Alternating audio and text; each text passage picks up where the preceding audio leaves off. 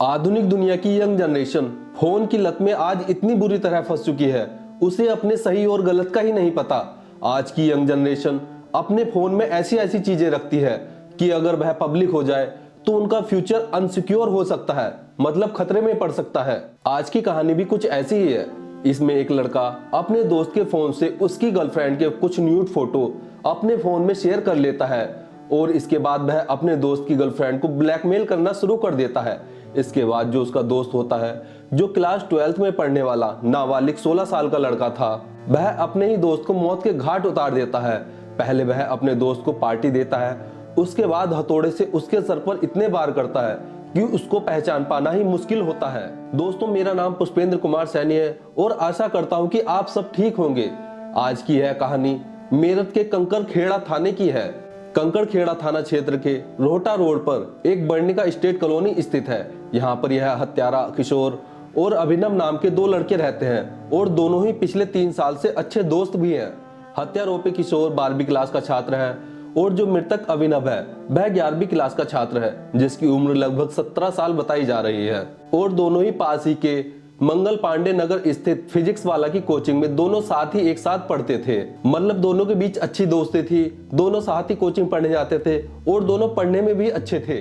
अब यह जो हत्यारोपी किशोर है, इसकी एक महिला मित्र यानी गर्लफ्रेंड होती है और वह भी इन्हीं के साथ पढ़ती है। अब यह जो 16 साल का किशोर हत्यारा है, यह और इसकी महिला मित्र काफी बातें किया करते थे। ये दोनों अपने फोन से एक दूसरे को अपनी अपनी न्यूड फोटो शेयर किया करते थे। अब आरोपी का दोस्त अभिनव अपने दोस्त से किसी काम के लिए फोन लेता है और उसके फोन से उसकी गर्लफ्रेंड की न्यूड फोटो को अपने फोन में ले लेता है और वह अपने दोस्त को बिना कुछ बताए उसका फोन उसे वापस कर देता है। इसके बाद अभिनव अपने दोस्त की गर्लफ्रेंड को ब्लैकमेल करना शुरू कर देता है। अभिनव उस लड़की को वो फोटो दिखाता है जो उसने अपने दोस्त को अपने प्रेमी को भेजी थी, जिससे देखकर वह लड़की भी काफी डर जाती है। जिसके बाद अभिनव उसको बोलता है कि वह उसके साथ प्राइवेटली मिलना चाहता है और भी ना जाने क्या क्या डिमांड करता है। इससे वह लड़की काफी परेशान हो जाती है और वह यह बात अपने प्रेमी अपने आशिक को बताती है कि ऐसे ऐसे तुम्हारा जो अभिनव दोस्त है वह मुझे इस कारण ब्लैकमेल कर रहा है। अब यह आरोपी अपने दोस्त अभिनव को काफी समझाता है कि तू ऐसा कैसे कर सकता है, तो हम दोनों तो अच्छे दोस्त हैं, तू भला अपने दोस्त के साथ ऐसा कैसे कर सकता है। मतलब इन दोनों के बीच काफी आर्गुमेंट होते हैं, बट फिर भी अभिनव उस लड़की को ब्लैकमेल करता रहता है। अब यह जो 16 साल का आरोपी है, यह एक प्लान बनाता है। यह अपने फोन को किसी शॉप पर 8,000 रुपए में बेच देता है। इसके बाद यह 28 दिसंबर 2024 को यानी शनिवार के दिन अभिनव को पार्टी देने के बहाने से मिलने को बोलता है। इधर अभिनव भी सोचता है कि उसको डर लग रहा है क्योंकि उसके पास उसकी गर्लफ्रेंड की न्यूड फोटो है, इसलिए वह उसको पार्टी दे रहा होगा और अभिनव भी मिलने के लिए मान जाता है।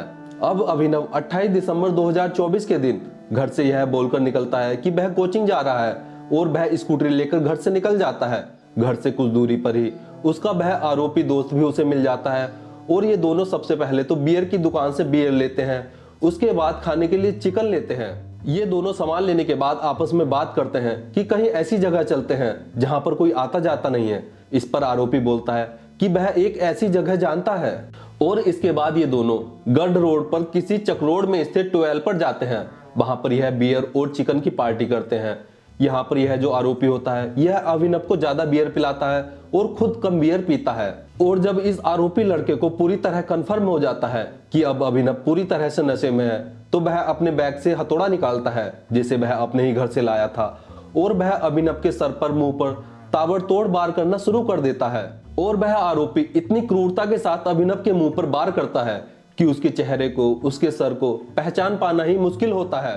अब आरोपी क्रूरता से अपने ही दोस्त की हत्या की वारदात को अंजाम देकर आराम से अपने घर पर आ जाता है, खाना खाता है और सो जाता है। इधर अभिनव के पेरेंट्स भी परेशान हो जाते हैं। वह सोचते हैं इतनी रात हो गई है और उनका बेटा घर पर नहीं आया है, साथ ही उसका फोन भी स्विच ऑफ आ रहा है, तो वह अभिनव को ढूंढना शुरू कर देते हैं।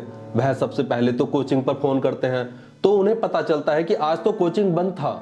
अब अभिनव के पेरेंट्स काफी परेशान हो जाते हैं, तो वह सभी अभिनव के दोस्तों से पूछते हैं और उस आरोपी दोस्त से भी पूछते हैं, तो वह मना कर देता है। वह बोलता है कि आज वह अभिनव से नहीं मिला है। इसके बाद अभिनव के पेरेंट्स पुलिस के पास जाते हैं और वहां पर कंप्लेंट दर्ज करवाते हैं कि उनका बेटा आज पूरे दिन से ही मिसिंग है। तो पुलिस वाले अभिनव के पेरेंट्स से पूछते हैं कि तुम्हारा बेटा क्या करता है, वह कहाँ पर पढ़ता है, आपको किसी पर शक तो नहीं है। तो इस पर अभिनव के पेरेंट्स बोलते हैं कि उसका मोहल्ले में ही एक दोस्त है जिसके साथ वह ज्यादातर रहता है और उन्हें उसी पर शक है। दोस्तों यह लड़का और कोई नहीं अभिनव का वही दोस्त होता है जिसने अभिनव का मर्डर किया है। अब पुलिस उस लड़के से पूछताछ करती है तो वह पुलिस को बताता है कि आज तो कोचिंग बंद थी जिसके कारण वह आज अभिनव से नहीं मिला। इसके बाद पुलिस भी तुरंत एक्शन लेती है और कुछ सीसीटीवी फुटेज चेक करने पर ही पुलिस वालों को अभिनव और उसका वो आरोपी दोस्त साथ जाते हुए दिख जाते हैं। तो पुलिस उस दोस्त को, उस आरोपी को अपने हिरासत में लेती है और उससे पूछताछ करती है। तो यहाँ पर वह आरोपी पुलिस को पहले तो 4 घंटे गुमराह करने की कोशिश करता है।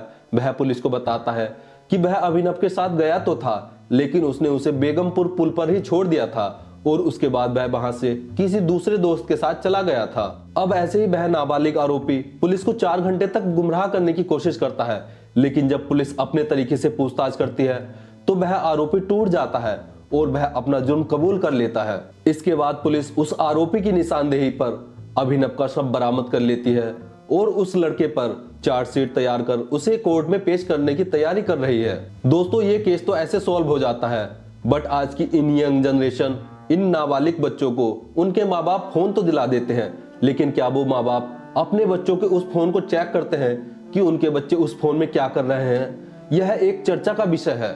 धन्यवाद।